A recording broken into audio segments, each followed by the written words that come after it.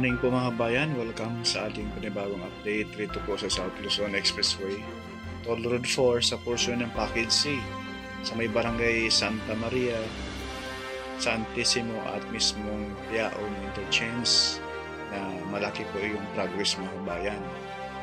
Kaya let's go! Arat na mga kapatid!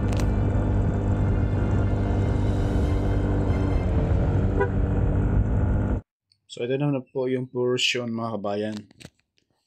Pasilip ko po sa inyo dito sa boundary ito, no? Sa likuran natin ay San Isidro. At yan na po yung area ng Santissimo, San Pablo City, Laguna. Talagang tapos na po rito sa area na to mga kabayan. So maya-maya ipakita ko po. Pupuntahan natin yung Piaong Interchange papunta rito. At unahin muna natin pagpunta yung mismong Barangay Santa Maria, yung progress roon, kung ano na po yung tapos na po ba doon sa area ng Santa Maria mga kabayan. Dahil doon po ay talagang paspasan na rin ang paglatag ng concrete cement. Actually, last update natin may dalawang machine, no? Kung dalawang machine ang ginamit, so posible doon sa Barangay Santa Maria ay halos ganito na rin. Sa Santissimo ay tapos na rin. Pero sa Santa Maria ating puntahan ngayon, hindi po natin sure kung tapos na.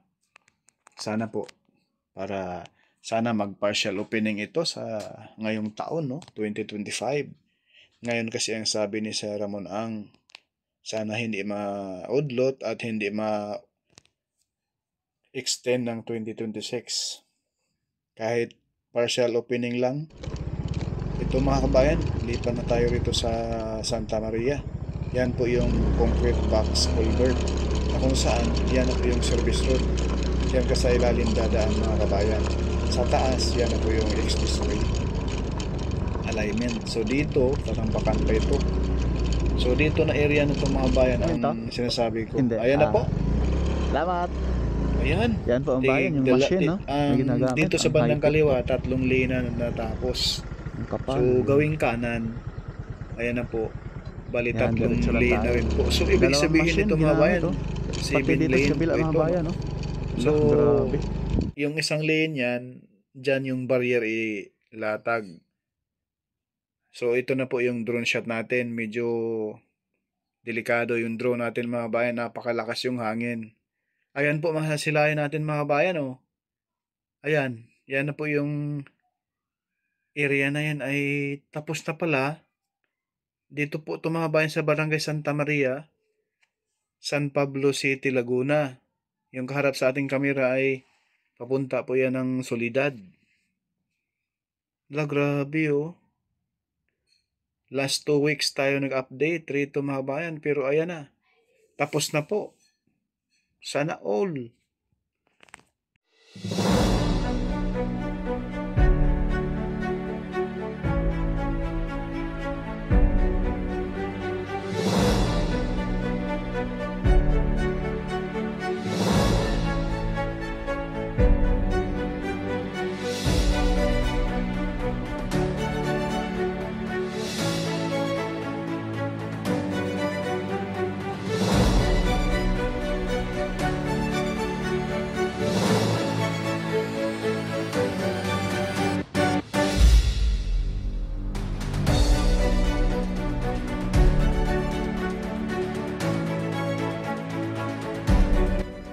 Nasisilayan natin mga kabayan yung baba natin na talagang bagong-bago pa. Yung gitna mga kabayan, bali 3 lane yan. Oh. Sa pinakakaliwa, 2 lane, tsaka yung bandang kanan ay matagal na pong tapos yan. No? Itong bago, yung may drum dyan at yung may sa bandang kaliwa. Yan po yung bagong latag. Ang bilis! 2 machine na kasi ginamit mga bayan. No? Parang kagaya na rin ito doon sa gym ko sa may Package B, no? Na patapos na rin yung Barangay Santa Veronica to San Benito mga kabayan ay tapos na rin.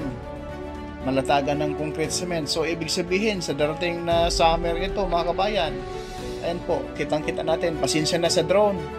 Medyo pagyong-giwang ang lakas ng hangin. Tayo po ngayon ay nakatayo rin sa tabi ng expressway ay talaga namang halos matumba tayo pag rumaragasa na yung hangin. Buti na lang yung drone natin ay palaban. Medyo malaki-laki na po ito mga bayan, hindi gaya dati na maliit. Ayan po yung bagong latag ay kitang-kita yung 3 lane na yan. So ang kulang na lang mga kabayan itong 1, 2, 3. Bali 1. Yung bilangin mo bandang kanan, pang-4. Ayan, kung kaliwa ka magbilang, pang-3. Yan po yung bagong latag mga kabayan. Ayan, ang lakas ng hangin mga kabayan. Pagyong-giwang yung drone natin. Tinatangay na.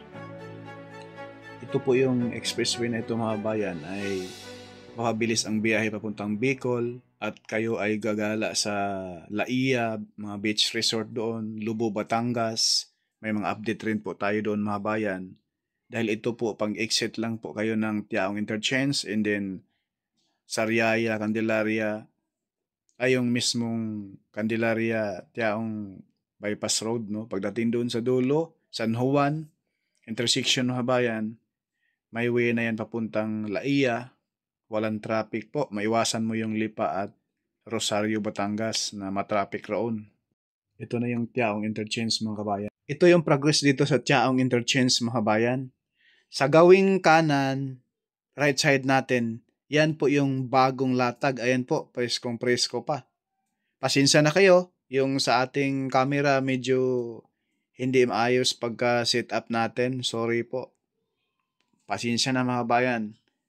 At ito po yung portion na ito ay hindi pa nailatag, no? Yung last update natin ay wala pang simento itong bandang kanan.